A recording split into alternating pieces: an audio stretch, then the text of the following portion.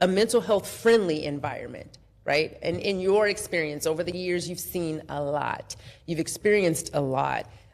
You've seen the times where mental health was not something that could even be spoken in a workplace. And now you see how it's something prioritized because the humans are behind the work. You're right. So you're right. In your opinion, in your work, yes. I have seen it evolve. Gosh, 25 years reveals a lot, doesn't it? It makes an expert of you, huh? 25 years ago, I would not have been sitting here telling you that I too struggle with a mental health issue. You're right. That is progress. Yeah. How do I create a mental health friendly environment? I try to take people as they are. I try to put myself in their shoes. What's the word for that? Empathy? Yes. I think. Yeah. And I also try to let people be who they are. So if, for example, if they're angry, it's uncomfortable. It is uncomfortable to sit with someone who is angry and visibly expressing that anger towards you.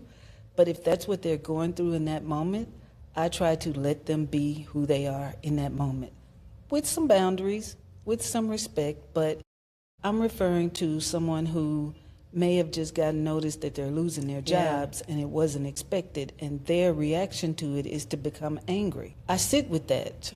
I have learned to sit with the uncomfortable. Instead of you responding to their reaction to the news that has impacted them, you're giving them the space. So it sounds like you're I accept that this person needs space to express what they're feeling. With respect to yourself, you're not going to allow it to get out of hand, but you can accept that with your role comes the responsibility of creating a space for people to exhale. And it may not always be pretty.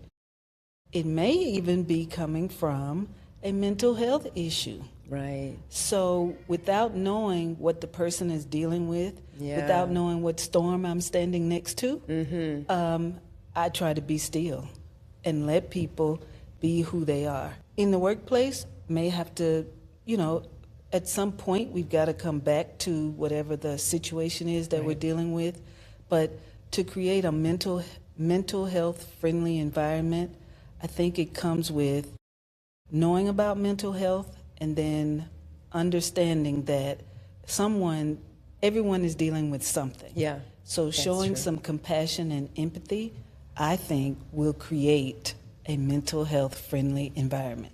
You said a lot with that, just answering that question, because when you think about it, now you're telling us the skills leaders are going to have to cultivate, because every human alive, every human walking this earth is dealing with a level of managing their own mental health, and everyone doesn't manage mental health well. So with that being the case, leaders in leadership have to learn how to acknowledge when they can see there is something here to be, brought to the table. We got to talk about this, but maybe the way they approach it is a training area for them. So I like that you have taken the path of coaching with your HR experience, because there are HR leaders who will need this type of coaching in how to navigate their roles. Yes. Even as HR professionals, as a profession, we are taught or trained enough about considering the mental health and how it shows up in the workplace. While we can't address it and label it, I think to be a good leader, a strong leader, and a strong HR professional, you need to know about it. Yeah. You need to know